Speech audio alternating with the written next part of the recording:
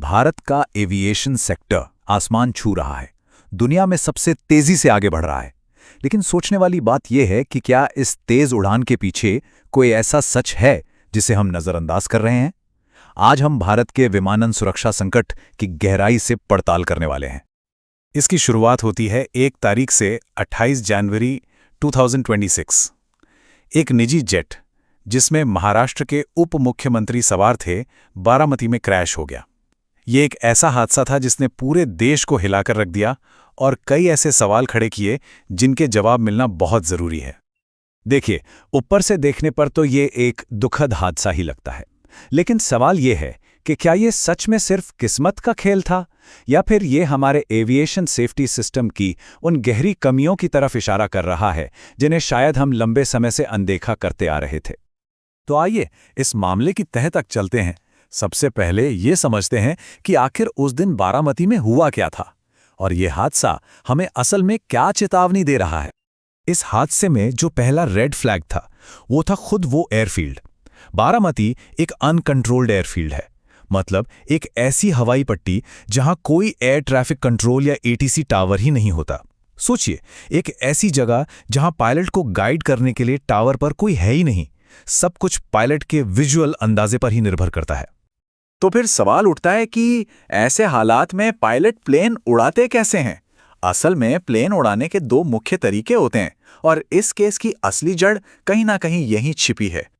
एक तरीका है वीएफआर यानी विजुअल फ्लाइट रूल्स।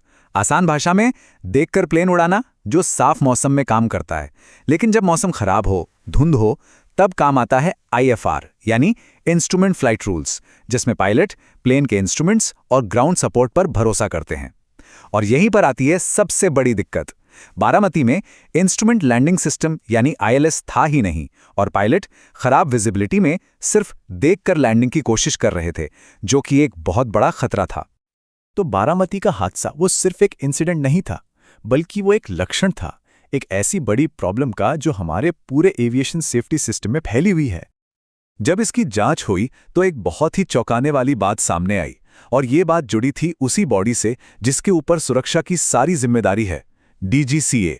पता चला कि भारत की top aviation safety body Directorate General of Civil Aviation में लगभग 50% टेक्निकल पद खाली पड़े हैं। और ये कोई नई बात नहीं थी। सोचने वाली बात तो ये है कि इस हादसे से 1 साल पहले ही एक पार्लियामेंट्री कमेटी ने इसे एग्जिस्टेंशियल थ्रेट यानी अस्तित्व का संकट बताया था। मतलब साफ है, हमारे पास नियम तो हैं, पर उन्हें ठीक से लागू करवाने के लिए जरूरी एक्सपर्ट्स ही नहीं हैं। अच्छा, यहां एक चीज समझना जरूरी है। 2 अलग अलग बॉडीज हैं, डीजीसीए और एएआईबी। डीजीसीए का काम है नियम बनाना, लाइसेंस देना। ये सेफ्टी को रोकने वाली एक रेगुलेटरी बॉडी है। और जब कोई हादसा हो जाता है तो एएआईबी उसकी जांच करता है, ये पता लगाने के लिए कि नियम फेल कहां हुए। इसीलिए एएआईबी का इंडिपेंडेंट होना, डीजीसीए से अलग होना बहुत जरूरी है ताकि जांच निष्पक्ष हो। लेकिन कहानी यहीं खत्म नहीं होती। सिर्फ स्टाफ की कमी नहीं है, और भी सीरियस इश्यूज हैं, जैसे कि प्राइवेट चार्टर कंपनियों में सेफ्टी रूल्स का ठीक से पालन ना होना, पायलट्स की थकान को मैनेज करने के लिए मॉडर्न सिस्टम का ना होना, और सबसे जरूरी गो अराउंड जैसी इमरजेंसी प्रोसीजर यानी लैंडिंग कैंसिल करने की प्रक्रिया की प्रॉपर ट्रेनिंग की कमी। ओके, तो प्रॉब्लम्स तो काफ़ी सारी हैं। सवाल यह है कि इसका सल्यूशन क्या है? क्या इसका कोई हल है?